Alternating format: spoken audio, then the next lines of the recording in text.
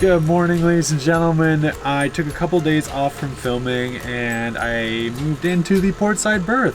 And I gotta say, after my first night of sleeping on this mattress and this big dry space, it is absolutely luxury. A nice warm dry bed with a real thick mattress. My back is in a lot better shape this morning. I feel so good. It's so dry. I'm using the electric heater to warm this little space, and because the insulation's so good, it barely comes on. I just set it to warm us up a bit, but yeah. And as I finish this cabin off, it's only going to get better. So I think I am going to do just electric heat on this boat.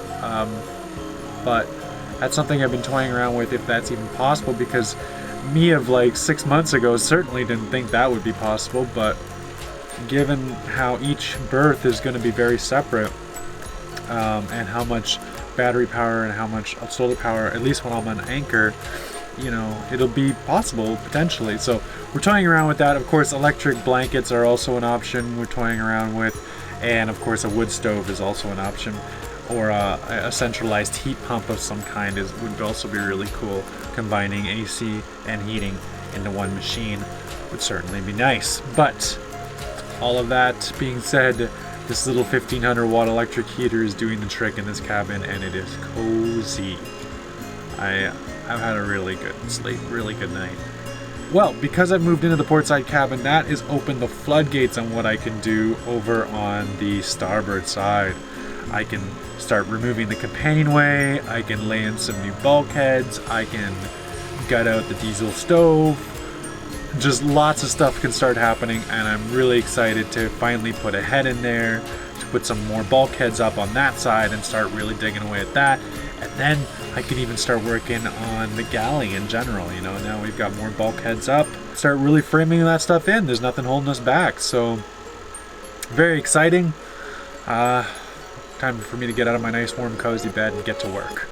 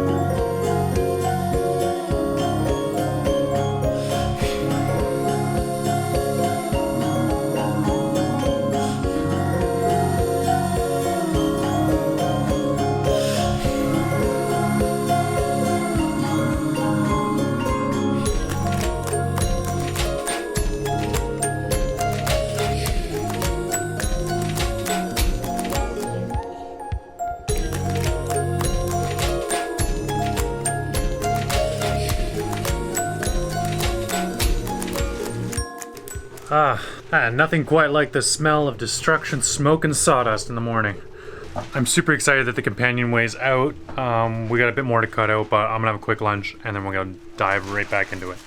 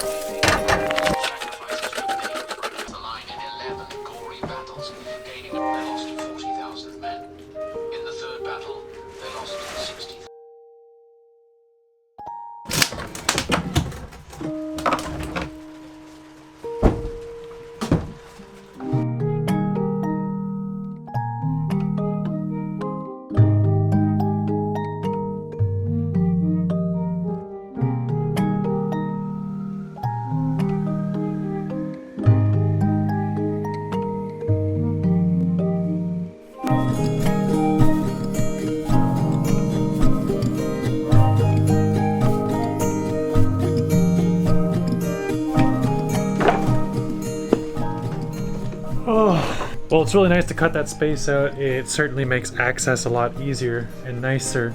But I kind of did something really stupid while I was working. I was going back to the door and I jammed my finger in the door to my berth. And this finger I can't feel ever since Utah. I sliced it open. That, I don't know if you guys remember, that was a long time ago. But I sliced it open, severed the nerve, and I can't feel anything past here. So this one doesn't hurt. This one really hurts. But yeah, I smashed the ends of them. Doesn't feel very good. I can tell you, it really doesn't feel very good. I'm gonna continue down on the starboard side, and I think it's time for us to start taking some of the old diesel stuff out. So we'll get started there.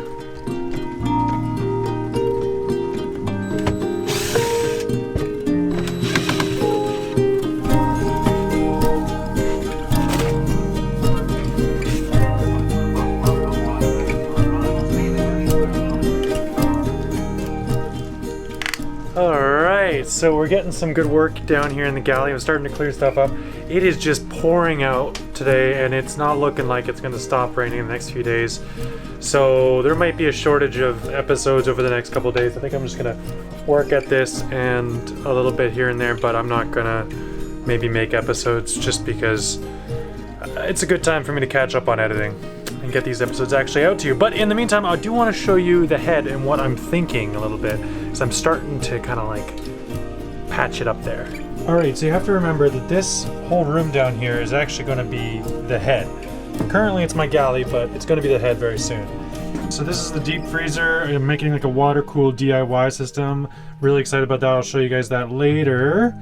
Up here is just going to be a bunch of storage, I guess. Those are my motors. There they are, yay. Over here, that's where the diesel tank was. I got that out. Diesel stove is leaving. I'm putting the head right where the diesel stove is. So obviously it needs a lot of sanding, cleaning, and painting, and sealing, especially if we're gonna have water around here. I'm keeping the sink. I'm also going to use that sink for the testing of the fresh water out of the water maker.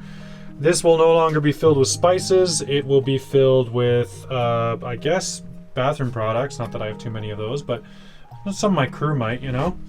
Over here on this side, well, it won't be cooking anymore here. Obviously, the propane's gonna go very soon. Very excited about that. But yeah, we gotta make room here for all the water systems. So we gotta make a water maker in here. We gotta put a lot of other stuff in here. And then we're gonna seal it all up and put some cabinetry on there. So that'll be nice. So this doorway here, that's pretty much all covered up with my laundry that's drying right now.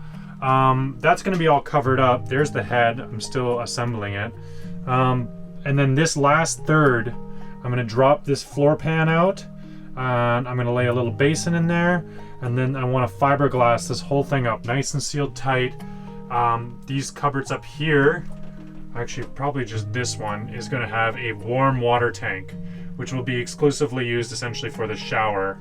So it's fresh water that's gonna be cycled through the water cooling system. A lot of you, when I was first explaining the water system and what I wanted to do, mentioned Legionnaire's disease, which I had never even heard of, obviously. If I had, I would have maybe thought about that. So yeah, in order to get around the fact that if you're storing warm water, it gets bacteria, I'm having a kind of a chlorine system that chlorinates and takes care of that water as it heads to the shower. And also, the system is really small and it's only being used essentially to shower with. So we'll be able to have warm showers, warm water in the shower, and then right at the last minute, I think I might put in a 48 volt direct DC water heater.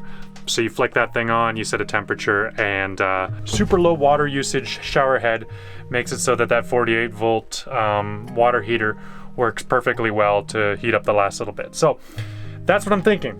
Right now I'm just working on the wall, just kind of framing it up, and the shelving and stuff. Gotta keep it light, but strong. Okay, let's make some dinner.